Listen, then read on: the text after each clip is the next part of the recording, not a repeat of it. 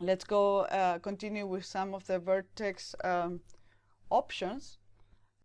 As the same way we had weld, we have target weld, so I can click on target weld. This one doesn't have settings. You'll see why, because all it does is for me to click on the first one to the second one and emerge those edges.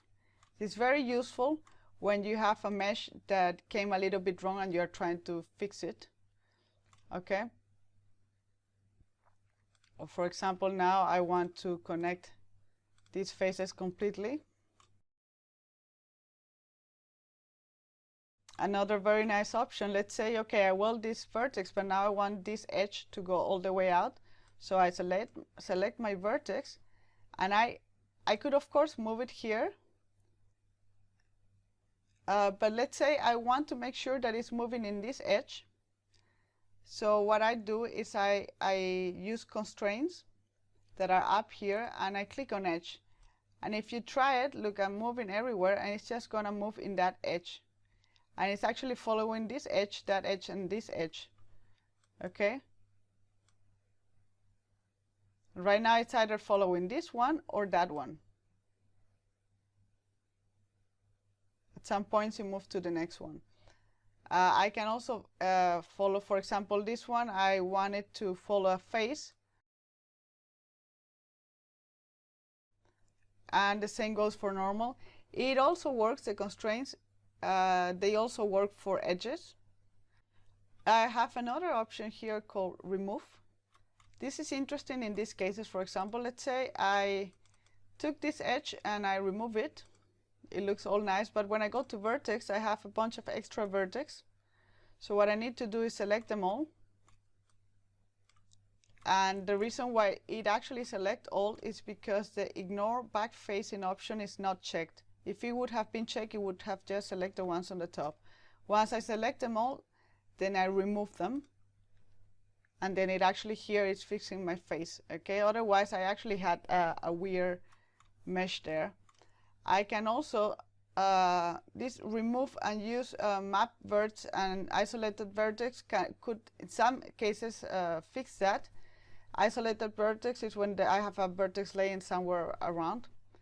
Okay, you see here that you also have the crease option, the same we use in edges.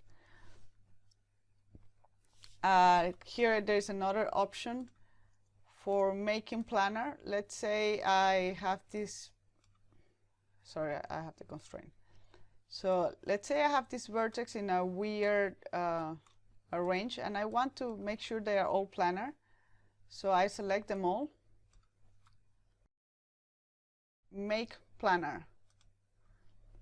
So right now the three of them are planar, not necessarily aligned with any axis. I can tell them to align to set. Okay, and then just take it down. Now it can also be that I have these weird edges and I just scale them down, but it can also be that then I have to scale it down several times to make sure that. So if you have a lot of vertex, maybe make planar could be a better option. Let's say I'm in face, and I want to create an extra face, so I can just draw it. Okay, and I go out of create, and if you see this face is black, and it's because the normals are flipped, and we have an option to flip the normals inside here, which is here flip, and then it's there. Usually I use this when I have already let's use it for a specific case. Okay, or could be there. So I'm going to click on snap, I'm going to click on create, and I'm going to create this face here.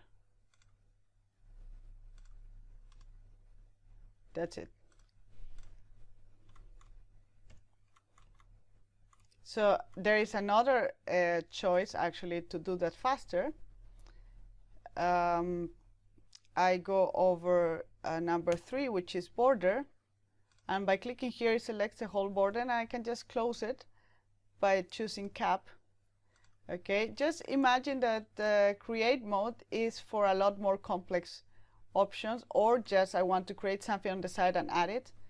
But just so you know, you don't have to create it apart and then include it on your poly model.